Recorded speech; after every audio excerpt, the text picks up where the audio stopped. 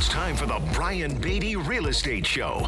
Good morning, Charleston, and welcome to another edition of the Brian Beatty Real Estate Show right here on the Big Talker, 1250 WTMA and WTMA.com. If you have been waiting for the Federal Reserve to ride in like some sort of superhero and magically save home affordability, I've got some news for you. It didn't happen. In fact, that's exactly what I want to talk about today, because I think one of the biggest misconceptions in real estate right now is that buyers are simply sitting around waiting for interest rates to drop. And that may have been true 2 years ago. It may have been true last year, but I don't think it's as true anymore. And that shift in the Charleston real estate market, I think, is what plays into all this activity that we are now seeing. And it's happening in ways that I think a lot of people haven't really recognized yet. I mean, for nearly 3 years, I would say, we've kind of heard the same story, right? Once mortgage rates come down, buyers will come flooding back.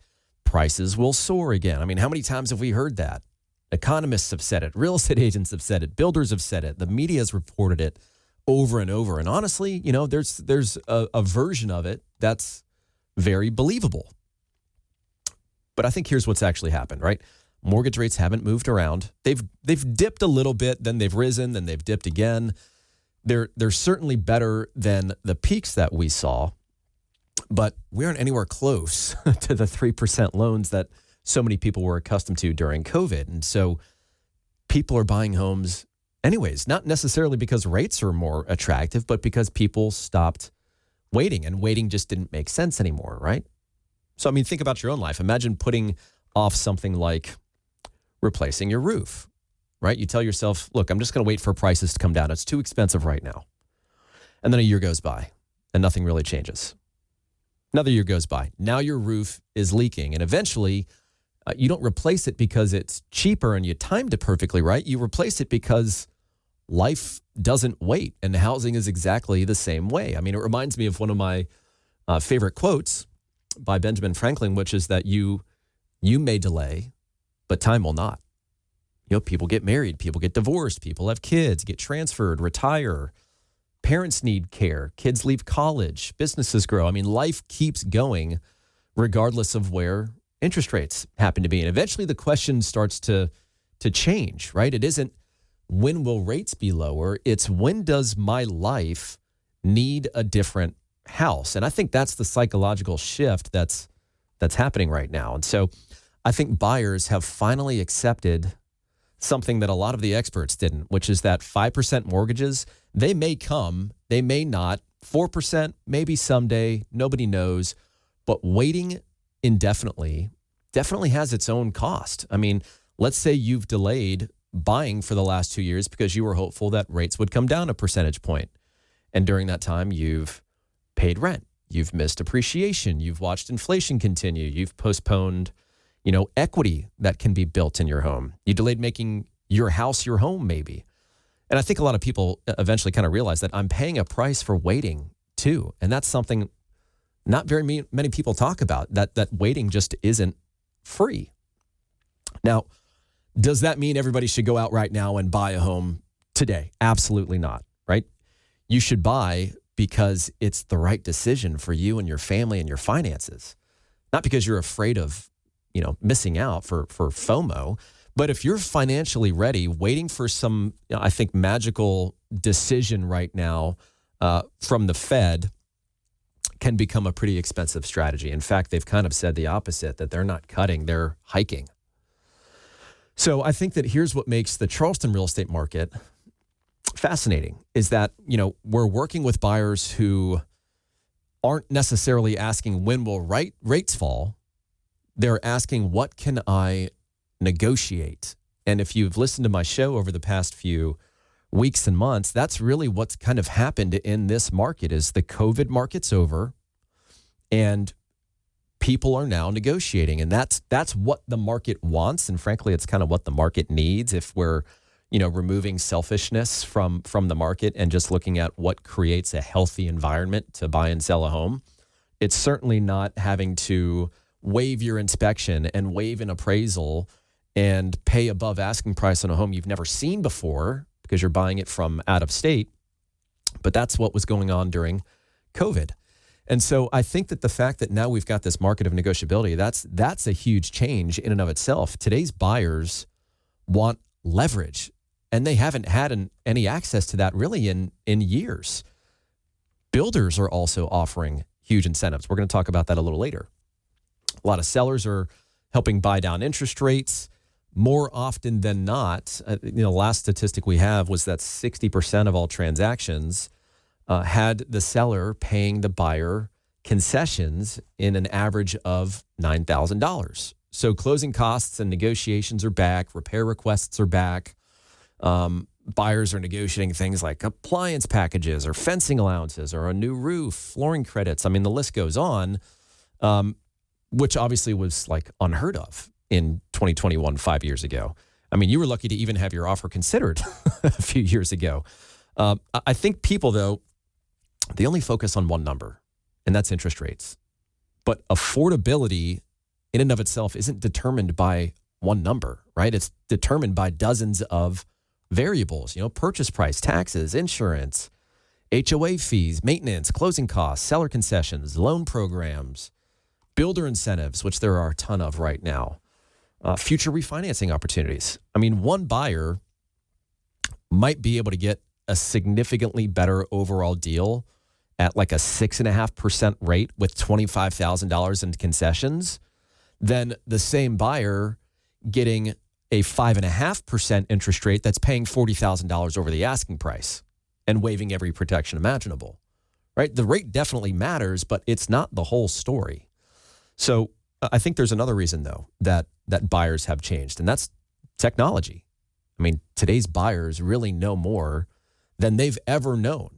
And if you think about the fact that real estate agents used to be, it hasn't been this way in a long time, but we used to be the gatekeepers of information. You had to go to a real estate agent if you wanted access to the kind of data that you should be analyzing when determining what your home is worth or what you want to do with regard to an offer on a home, what changes are happening in the market, so on and so forth. And so now that's changed, right? We don't have the ability to say you have to go through me to get the information. It exists in an unbelievable degree, right? People are watching YouTube videos. They're researching neighborhoods, comparing schools, looking at flood zones, insurance rates. I mean, they're making decisions faster in the grand scheme of things because they've already done months worth of homework before they even call an agent. And we find that time and time again. We as a real estate team do a lot of marketing for our listings. And that, of course, generates a lot of interest and leads, right? A lot of people inquire about the properties that we're marketing because of the way that we market our homes, right? We use demographic, geographic, and behavioral data to essentially identify the people that exist out there that lead us to believe they're getting ready to make a move. And we market your home to them directly. And there's a lot of factors that go into that. But when we receive, the contact information for somebody, the industry standard, according to the National Association of Realtors, states that the average amount of time between the time someone first starts looking at real estate until the time they actually purchase something is 14 months.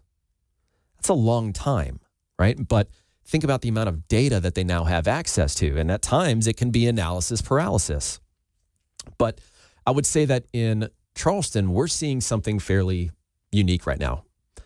Inventory hasn't really improved compared to really the ultra tight conditions of a few years ago, right? They're giving buyers options again.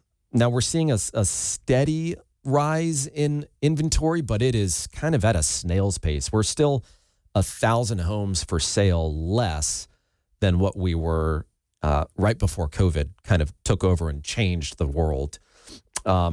And even then, we were in a seller's market. So now we've got some options for buyers. Properties are sitting longer. Demand is starting to fall a little bit. Really all revolves around affordability. How much can I afford to pay per month? And does that price match up with what I can afford, right?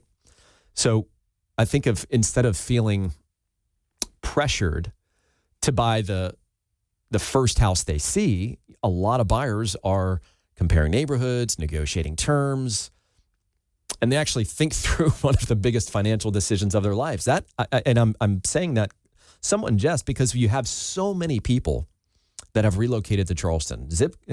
Somerville, I think, was the third most relocated to zip code in the country. This was like 2 or 3 years ago. But I say that because we're having a lot of conversations with folks right now that basically moved to Somerville from a different state, California, New York, Chicago, wherever. They moved to Somerville thinking they were moving to Charleston, and then when they kind of got there and got settled in, they realized that it's not really quite what they thought they were getting, and now they want to move. And the problem is, as an example, in Somerville, so many people moved in such a short period of time, and we had builders building massive amounts of inventory, that is a saturated market. If you want to sell a home in Somerville, you have to be aggressive. There is no let's overprice it and see if someone makes an offer and we can always come down later strategy. That is not necessarily, I don't want to make it sound so, aggressive, but it's almost like a death sentence. You're going to earn less on the sale if the strategy is not consistent with the dynamics of the market. And so buyers finally feel like they have some breathing room, and that's healthy. And one thing I always tell my clients is try not to time the interest rate market. I mean, time your life, right? If your family has outgrown your home, if you're relocating, if you're retiring, if you're downsizing, fill in the blank. Those are life decisions. Interest rates and financial conditions, those can change. You can refinance a mortgage. You can't refinance the years you spent waiting for your life to begin. I'd say that here's one more interesting point. I think a lot of buyers who purchased when rates were higher are already refinancing as opportunities arise. And that's, we've been talking for kind of years at this point of, hey, if you go and buy a home, let's negotiate for the seller to provide you with something called a 2-1 rate buy down, which essentially means that the seller, let's say interest rates are 6.5%. We'll make it really easy. Let's say interest rates today are 6.5%. What the seller will incentivize a buyer with is a 2-1 rate buy down, meaning in the first year, your interest rate isn't 6.5%, it's 4.5%. It's 2 percentage points lower. Then in the second year, it's 5.5%, 1 percentage point lower. Then in the third year, right on the 25th month, your payments are now at the original rate that you qualified for when you purchased the home, which is 6.5%. But the idea is in 25 months from now, rates should hopefully be lower than where they are now. And a lot of lenders have been so hungry for business that they'll refinance you at no cost or a very low cost. And so that's what a lot of people have done. I still don't, frankly, see it enough. I think it's a fantastic incentive, and it revolves around the struggle in the market right now, which is affordability. There's only so much money to go around. And so what's the takeaway, right? The Federal Reserve didn't suddenly rescue the housing market. Buyers adapted. They accepted uncertainty. They became more strategic. They negotiated harder. And I think they focused on total value instead of a single number or data point.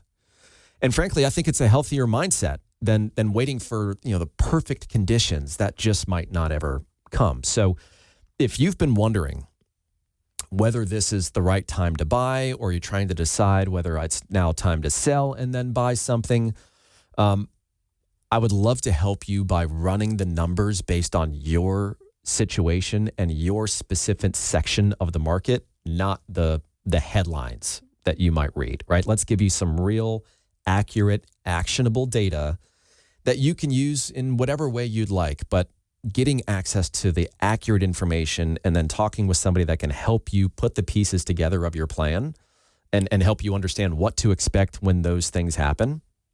I think it's a very beneficial conversation. I'm happy to have that, even if it's something you plan on doing on your own as a for sale by owner or whatever the case might be, but I'm here to help. And of course, we'd love to earn your business as real estate agents that have sold, over 1,500 homes and the past 20 years, about $1 billion worth of over $1 billion worth of real estate sold here in the Charleston area. So we'd love to, be your agent. If you want to reach out to me personally, my number is 843-800-0065. That's 843-800-0065. You can check out our website, listingsincharleston.com. That's listingsincharleston.com. Or check us out on YouTube. We've got all our videos on there, over 1,000 videos. We've also got our podcast on iTunes and Spotify and Google Play and all that great stuff. So plenty of ways to catch this information if you can't listen